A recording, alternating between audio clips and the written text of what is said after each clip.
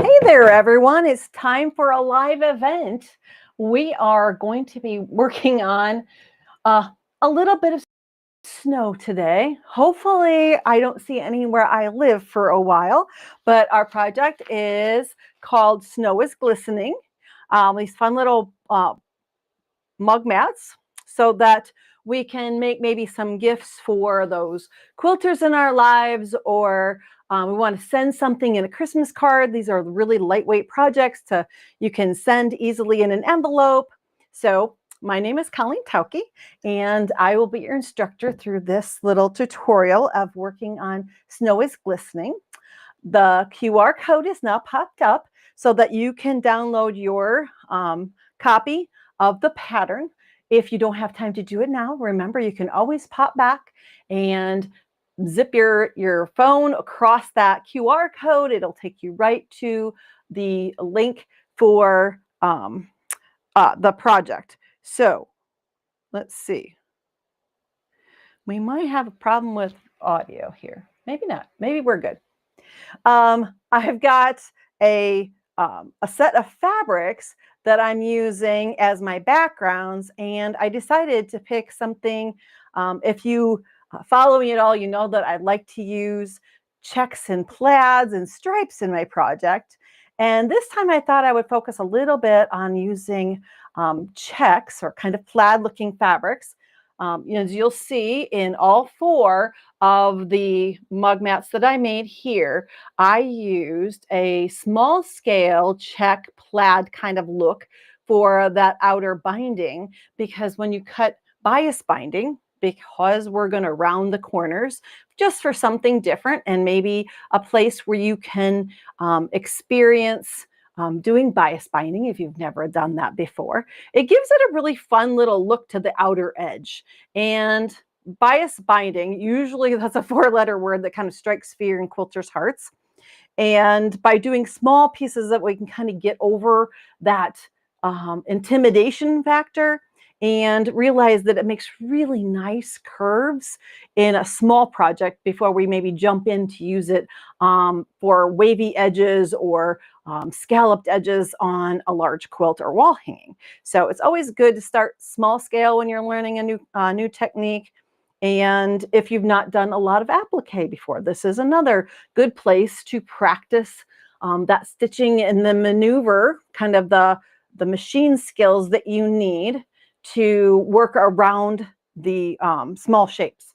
I wouldn't say it's super easy, but it is a way to sharpen those skills of kind of machine management, I guess, and learn a little patience, because it does take a little time to get around those shapes. Barbara says, good morning, everyone watching and learning from Victoria, Canada. Yay. Love all the Christmas themed projects. And this is kind of Christmas theme, but you know what? It has longevity. It has legs. For me in the Midwest in the US, this will last until March. So I get a little bit more time to enjoy these, because we've had snow even into April. And I know there are places in the country that do get snow later. So when you're working on a project like this, you know you have a little bit more time to enjoy the project throughout the season. Esther says hello to everyone from the Netherlands. Sandy is popping in and saying good afternoon from Austria. We love having all our international quilters joining us. Let's see. We also have Christina saying good morning from Colorado. And I bet you many parts of Colorado have already seen a few flakes in the air and possibly building up on the ground. So when I went to work on these projects, my snowflake, wanting it to be white, I needed to find a fabric that was a little tighter weave, a little denser. Some of our white fabrics can be very sheer and see-through, and you'll notice that the white really stands clear and doesn't show. Even on the dark fabric, you don't see the navy through the fabric. So kind of go through, if you've got a stash of white fabrics, look for that more densely woven white, not that super sheer fine piece of white fabric. I happened to run across, and I don't remember when I purchased it, And all I know is that it was printed in Japan, so I'm not sure the maker of this fabric. It technically has a little bit of glisten to it, and I don't know if the camera is not going to quite pick it up, but it has just a little bit of a silvery kind of shimmer to it. It's not overly glittery, I would say. When you get it down to a small piece, it just has a little bit of glimmer to it, so it kind of gives you that snowy effect. So that's what I used as my snowflake fabric. So I'm going to set that aside. Then I went through my stash of fabrics. Literally, I think I bought one piece out of this. So I found kind of a solid red that has little X's on it. And then I found this piece in my stash, and it has almost looks like polka dot, but it's squares. And I figure, well, that's kind of a check, kind of a plaid. That will work. And you can see that I cut my angles off of this and linked my pieces together because that's the biggest scrap I had left. So then navy blue, and I found a navy blue check to go with it. They don't have to be perfect matches in color. Close does count in this case because we're just making mug mats. This happened to be a green that I had in my stash that has a little bit of gold and red in it, and it actually has a gold metallic. I don't remember what I used this for, but I did go looking because I didn't have a green check or a plaid, but I found this window pane, which I thought it's in the same family, though it's lighter. And that works as a check or a plaid. So I can cut that as my binding. And today we're going to be working on one. I love aqua. I love blue. So this is going to be my background. It's got a little tiny bit of a dot to it. I don't know if the camera really picks it up too much, but it looks a little like snowflakes. And I found a check that will work for that. So we'll cut our bias binding off of that. So stay in the smaller scale. I guess I didn't have my example of my light blue. The light blue background actually has a little bit of silver swirl, almost like snow to it. So keep them in a little smaller scale. Possibly look for a check or a plaid. You could use a stripe also. It'll just look like kind of like a candy cane effect on the edge if you cut bias binding for that. If you don't like bias binding, just leave it square and bind as normal. So we've got the whole fabric selection covered. Let's see. Next we're going to be tracing our snowflake. So in the instructions, I have the sizes of everything cut. I'm talking about what kind of fusible you can use. You can use heat and bond. You can use steam-a-seam, whatever product you can get your hands on, whatever fusible, but it has to be a sewable fusible, unless, of course, I guess you don't want to sew at all. But make sure if you want to do the stitching over the edge of the snowflake that it's a sewable version. So heat and bond light works great for that, or a steam-a-seam. Now the difference in the product, let me see if I can find a piece here. Steam-a-seam has that glistening glue side, or no, heat and bond, I'm sorry. Heat and bond has the gluey side here and paper on the other side. So it has paper on one side. The steam-a-seam brand has paper on both sides of a glue layer. So I've already traced this one, and you trace it on one of the paper sides, and then you're going to peel the back off and leave the tacky gluey side in place there, so it's behind your traced shape, and then you can position it because it has a tackiness to it. Some people like one product over another. Sometimes it's what's available. So depending on what's available in your area. Peggy says good morning from, just says good morning. Kelly says good morning from Arizona. We have good morning from Costa Rica. I'm not sure who that was, but you know who you are. We are so glad you're joining us. Angela says hello from, I'm going to kill the city name, so I'm going to say Brazil because I know how to pronounce that. Angela, we are so glad that you're joining us from Brazil. And then we have good morning from Florence, Oregon. Wow, that's a ways away from here, close to the coast. And then we have Brooke saying hello from Houston. Tina, who's listening from New Jersey, I believe. So we've got East Coast, West Coast, we've got international, we've got all the way to the southern border and up into Canada. We have everybody joining us today. Okay, we're going to be cutting the 5.5-inch squares of our background pieces. So you would go ahead and cut those ahead, set that aside. We have to get the snowflake shape, which is in your pattern. On one of the pages there, you're going to have a template for that. You'll trace the number of snowflakes that you want to correspond to how many of the mug mats you want. Now, I like to use and traditionally, I in the past used to always tape my template or my outline to the window so I could only work during the day, and then I would trace onto my product the shape. But using an LED light board, which is fairly inexpensive, has made it so that I don't have to stand at the window.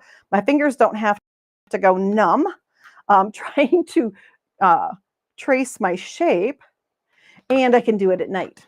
So it's just a really thin LED light board that you can purchase online. And I'm trying to think, did I have it? I did not list it in the supplies because it's not a have to. It's an option. Maybe you already have a light board, you're ready to go. If not, maybe this is something you could put on your Christmas wish list. That's actually how I got mine. My husband ordered it for me. So putting your shape over the light board, you can then trace your design onto the paper side. And if it's a product with paper on both sides, it doesn't really matter which side, but trace that design so that you have the number of snowflakes that you are looking to make. Maybe you want to make a set of 6. Maybe you want to make pairs as Christmas gifts. They'd be great stocking stuffers. If you're going to maybe doing a little Christmas exchange. I know there's a lot of quilters who will get together right before Christmas and have a little gift exchange thing, play a game. And this would be a fun thing to put in. You could tuck these inside of a Christmas mug along with some hot cocoa mix, and you are ready to go for a Christmas gift for an exchange. So trace out that shape. Don't forget to do the very center. There are shapes that are kind of like an apple seed shape, and that kind of lets the background fabric kind of shine out and through your snowflake to give it that lacy look. So make sure that you trace that also. And then you have your outline ready to go. Pretty easy to accomplish. And you can trace all of your snowflakes, have them ready to go. And then in the instructions, I always say to bubble cut the shape. And that just means to take your scissors, and some people prefer to use paper scissors over their good fabric scissors for this portion. So I just want to kind of chunk out the shape. I don't want to cut it exact yet because the exact cut comes when I'm transferring or cutting it out of my fabric. And that's when I'm going to make all those outer edges look so nice and good, cleaned up and perfect shaped. So we can put our template away, and depending on which of the products you're using, Steam-A-Seam or Heat and Bond, or maybe you have a preference for another, make sure you always read those instructions. You know, they come with these little instructions wrapped in the roll when you buy it or tucked in the package. Make sure you read it because the time and heat setting can be really important to success in getting this to adhere to the fabric. I have seen people that are like, well, why won't this adhere to my fabric? It seems like I've heated it and I've heated it again, and the edges are, you know, peeling up and they're not staying in place. Why is that happening? It's usually because possibly you've overheated it. The glue can actually be killed by overheating, and it can penetrate all the way into the fabric and then not want to adhere to your fabric. Because it's all sitting in one layer and you didn't leave enough glue for it to adhere to the second layer. So got my bubble cut snowflake. I'm going to peel off the back side. On this one, this happens to be Steam-A-Seam product. And I really don't have a preference one way or the other. It's just what's available. And now the tacky side is here. I'm going to put that on my fabric so that down on the back side of my fabric, so then I can heat it in place. I don't want to overheat it. I just want to get it, you know, attached to my fabric. This piece I can do away with. Now we can take out our scissors. In fact, I am going to look for longer shears. These will work really great, the little pointy ones, when we do that inside cut, those apple seed shapes. But when we're cutting outer edges of this, we want a little longer sweep with our scissors. I never thought about it before, but I learned it from a very seasoned quilter that a longer blade actually gives me a nicer, cleaner cut. So my shape is on the back side of my fabric. The little glistening side is in the front. And I'm not a huge bling kind of person, but when it comes to snowflakes, why not? So I can do longer cuts with a longer blade. Another reason to have a really good pair of shears in your collection of tools, and maybe another idea for a Christmas gift wish list item. But you can cut around the outside, then just directing your fabric so that you get that smooth outer edge of your shape. And we're just going to cut just a little bit of it so that we can talk about getting it adhered to our fabric. Now let's see if I've got some people asking some questions. Diane, is that a Caterpillar light board? No, it's actually just a random LED tracing board. My husband, I told him I wanted a tracing board or a light table for Christmas one year, and that was a couple years ago. And yeah, he just literally typed in light board, and it is just a kind of a generic LED. I don't even think it has a brand on the bottom. Let me look. No, it says LED drawing tracing pad. It does not have a brand listed on it at all. So it was fairly inexpensive, but it works great. And since it's very small, it's so easy to store in my sewing cabinet upstairs so that I can always find it, that and the cord. Make sure you store them together so you don't put the cord somewhere else. But it has been a really, oops, I did not heat long enough on the edge. There's the reason why you need to make sure you follow your instructions and think about the timing when you're pressing that shape to the back of your fabric. We do want them mated up the whole time we're cutting so that we have easier. Oh, my iron turned off on me. You know, the safety features on our equipment are great, but when they turn off and you're in the middle of a project, we have to wait for it to warm up. So Sherry says, hello from the Pacific Northwest. In Washington, there's snow on our two mountain ranges, the Cascades and the Olympics. Esther says, can you use HTV for the snowflakes? I'm not sure what HTV is. If that's vinyl, you could cut them out of vinyl and apply them. If that's what HTV is, I'm sorry, I don't know the acronym. I guess I need my daughter here to catch me up. Susie says, is the template available on an SVG format? And I believe that's for cutting out.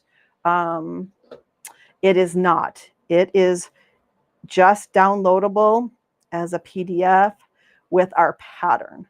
I'm not sure how to change that over to another format for cutting another way. You all are probably way more knowledgeable. And some of those, some of our computers have snowflake designs out there so that you could alter the snowflake. It doesn't have to be my shape. It could be one that you find within your computer that you could use also. That way you could vary each of the snowflakes, which is exactly what a snowflake is. They are all each unique. So I hope that helps a little bit. Esther is heat transfer vinyl. I kind of had a feeling that that's what it was about. My daughter has one of those machines for cutting out vinyl, and that would be absolutely the fast and quick way to do this. I guess I'm old school and using the fabric version of this. If you have that heat transfer vinyl available, then I guess you could go that direction. There are so many ways that we can use the things in the quilt world to get us to a similar finished product. And if you have that capability and that skill, I say, see if you can make it work that way, because that is another possibility. For those of you who have embroidery machines, it could be embroidered in white thread instead of an applique.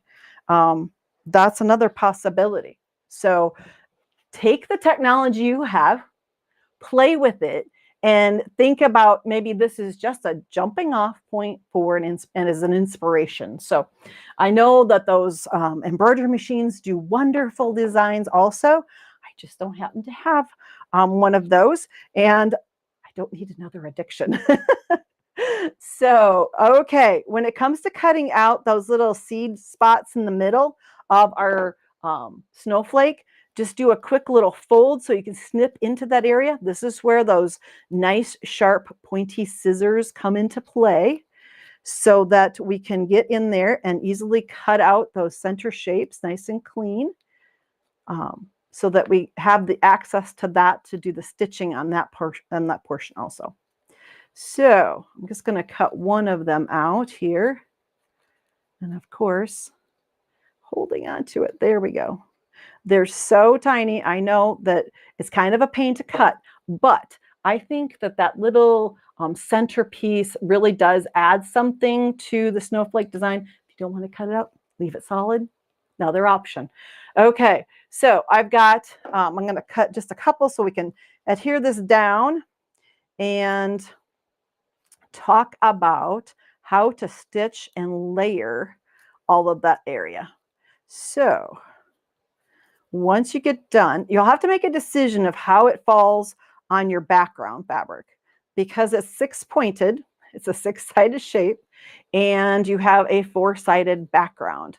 So let me just get that snipped out of there. And you just have to take tiny little cuts to get those going. And now it's time to layer it onto our background fabric. Make sure that you leave behind the gluey layer. Now I gotta get it to come loose for me.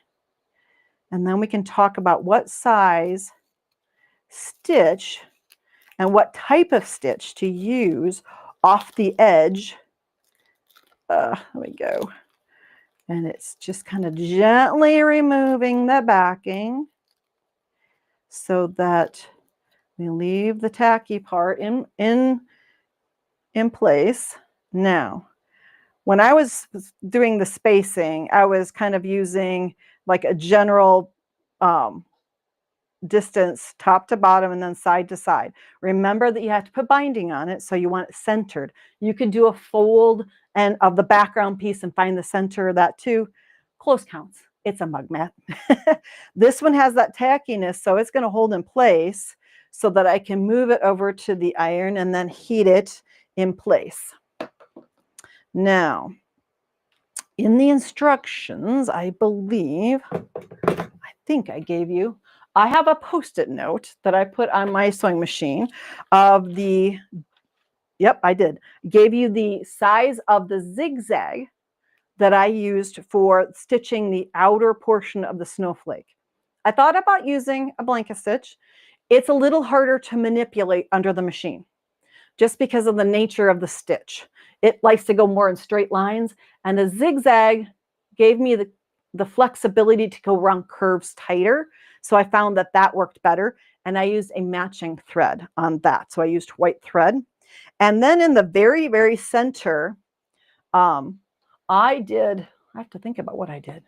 I did a straight stitch, because trying to do a zigzag on those teeny tiny pieces, I did a straight stitch like 1/8 of an inch from the edge, and I kind of played spirograph with myself. I loved those kind of diddly things when I was a kid. So I went out just outside of that curve, went around the second side, jumped over to the one next to it, and kind of did a loop-de-loop all the way around until I got back to the center. So a straight stitch just to hold that down. It's not going to take a lot of abrasion. It's a mug mat, so we don't really have to worry about too much. It just seemed like an easier way to adhere the center, make sure it was lodged well, and still finish the edge a little bit. Angela asks, I'm going to sew for the family of our daughter. Very good. And then we have a hello from Cincinnati. We are glad that you're joining us.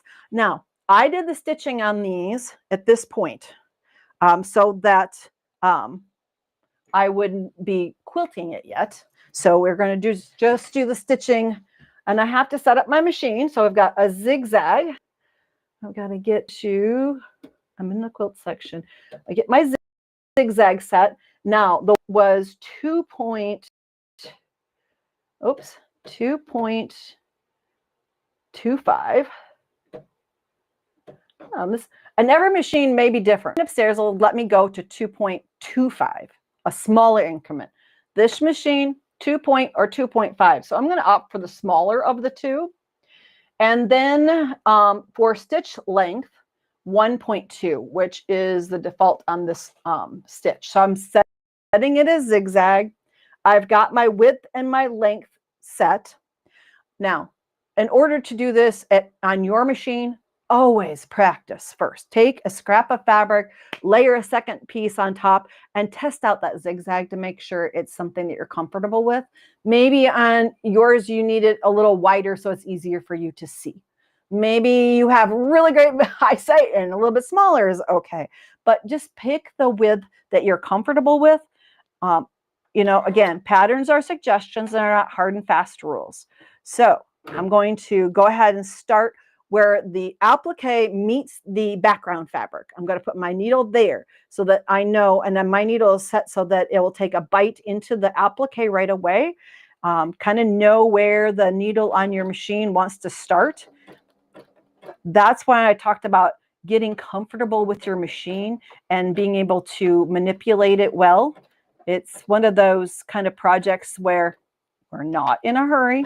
And literally, this is how I stitched mine upstairs in my studio when I was working on them, is just tiny stitches, a little at a time, listening to the radio, something to keep your mind busy, because I know these are kind of tedious to stitch, but they're so adorable when they're done that it makes it worth it. When you get to a spot where you have a right angle or some angle of some sort in this, make sure your needle's in the down position. It's kind of always best if it can be right along that edge where the applique meets the background fabric. Needle down, pull up your presser foot, and then you can use that as a pivot point to change directions so that your stitching always drops off the edge of the applique. That's the best way to secure that outer edge so that it can take a bit of abrasion. The stitching won't show on the background fabric. The idea of using a matching thread is really key here, so you won't see your stitching. And I'm doing mine with black, so you can see every stitch I'm taking. Okay. And literally using one hand to maneuver the fabric, one to lift the presser foot. Maybe you have a machine that will allow you to, as you stop, that will break up the presser foot. Great feature on a machine to have for something like this, so that you don't have to manually lift. But this is a little bit more simple sewing machine, and it doesn't have that capability. My one upstairs has a knee lift, and that allows me to lift the presser foot that way. Okay, I'm going to just stop there and let you see what I did with my little stitching so that you can see the zigzag stitch in black there as it drops off the edge of the applique and then back into the snowflake, so it secures that outer edge.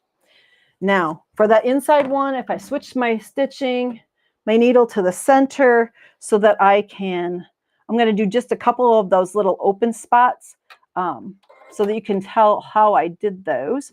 And this is just a straight stitch. I've seen this done on appliques before, and I thought, well, if other people can do it that way and they were in competitions, I'm going to try that out and see how I like it. It's done on wall hangings a lot. It's a very simple straight stitch. And by connecting them all, I could simply start in one place doing those interior shapes and stitch all of them continuously. So I didn't have to break thread. And this might not look the best in black, but in white, you would never see my little elbows in my shape. And then you would go on to the next one. Okay. I apologize for my black thread, but okay, now you can see what I'm talking about. I started at one, went around one side, curled up to the next, go down to the next, and just kind of do a loop-de-loop all the way around to get back to my starting point. And I think the camera can pick that up. There we go. Now you can see how I did that. And in white, you can't even see the thread at all. Okay, then at that point, once you have all of your items, all your snowflakes all stitched, it's time to pick a backing fabric. And sometimes I use just another scrap of a similar color. I just picked blue there. I picked another red. This is a great way to use up those fabrics. We have pieces left over from projects. Something that's close will go as a back, or you can use the same fabric as you did on the front and layer that up with one piece of batting. And then we're going to work on just a real quick approach on the binding. We have videos in our on our website on doing bias binding, and we've talked about bias binding quite a few different times. So in order to cut bias binding, let's go in real quick here before we run too long with this. And it tells you that you need about 22 inches of bias. And you may have to link pieces together. That's totally fine. I think I linked pieces together on every single one I made because I had small pieces left over. Like that red I showed you was just a narrow strip. So I was using leftover pieces, putting them together. And on this, I believe 2 1/4 inch. It's a little easier to cut bias binding narrow than wide because it's going to come around that edge. It doesn't need to be super heavy to finish off the outer edge of your project. Okay. Normally we're cutting straight a grain. We're just going from selvage to selvage. But that 45-degree line on your ruler, that is going to be your guide for one of the along the side edge of your fabric. And lining that up, you can then easily cut a 45-degree angle. And I'm going to show you how I linked pieces together because applying it pretty easy, straightforward. Like I said, we have videos that will show you the really intricate details of applying bias binding. But 2 1/4 across the fabric. Now I got to get all the way across. I need a longer ruler, but a larger space in order to do that. So we're just going to cut a 2 1/4 inch strip. And I need a new blade. Guess what? It might be time for me to remember to put a new blade into my rotary cutter. You know, that happens every once in a while that you have to actually put a new blade in so that you can get those nice clean cuts. Okay, 2 1/4 and all the way to the end of the fabric here. The only thing with a bias binding is to remember that it has more stretch.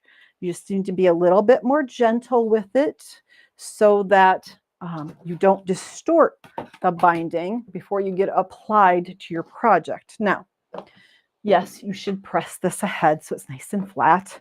But in this case, I already have angles here which are going to be useful. But I can put this right sides together and join.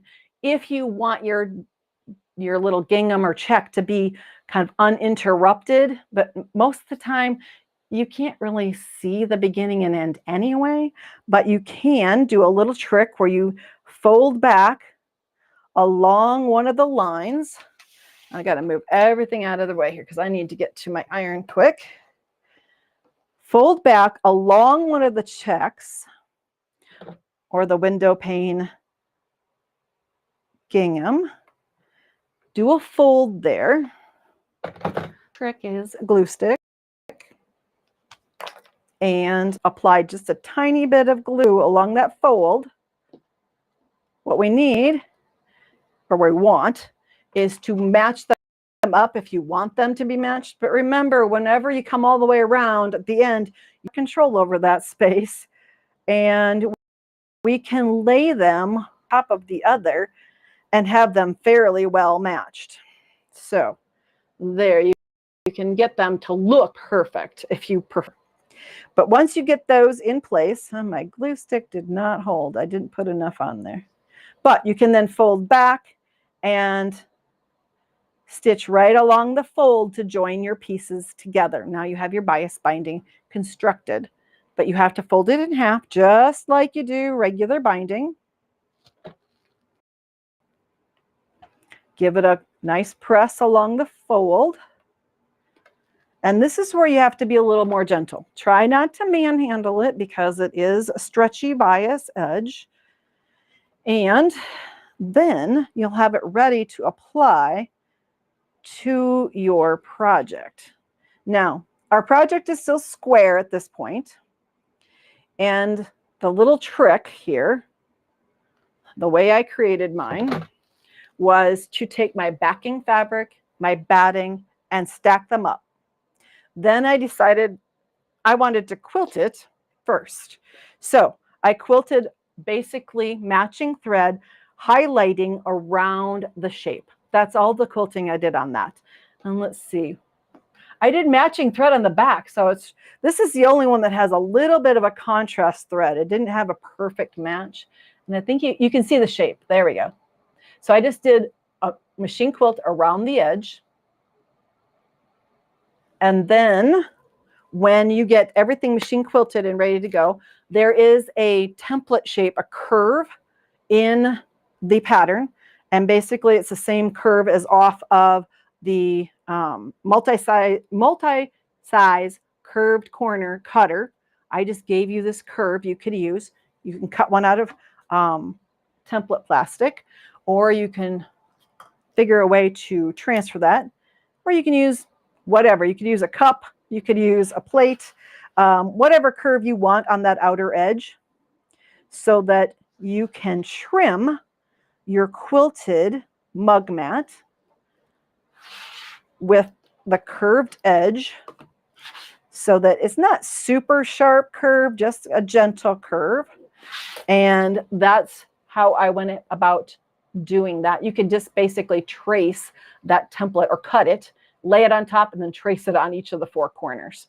Then by trimming through the layers, you're going to have all the batting, the top, and the backing there. Then it'll be time to apply your binding. And I applied my binding to the front and rolled it to the back. I know it's traditional. I like to do hand finishing on that. Judy says hello from Indiana. And Kay says hello from the UK. We are glad that you got to join us for our little snow is glistening tutorial today. And once you get all of your corners trimmed, applying the binding, basically we're going to start along a straight edge and you're going to gently pull back. You're not going to tug because you want to leave some fullness. So when you get done stitching this on, it should have the stand-up ability to the outer edge. And that will roll beautifully to the back side. It's almost like magic when you get done stitching your binding on, because at first it looks like, how in the world is this bump going to create that curve? But as soon as you flip it to the back, it just finds a new memory. Sometimes I'll give it a little light mist and you'll get these perfect curves every time. So the snow is glistening, maybe brought to your house. Thanks for joining me today. We'll be back with at least one more tutorial, an event in December, so that we can finish up holiday time.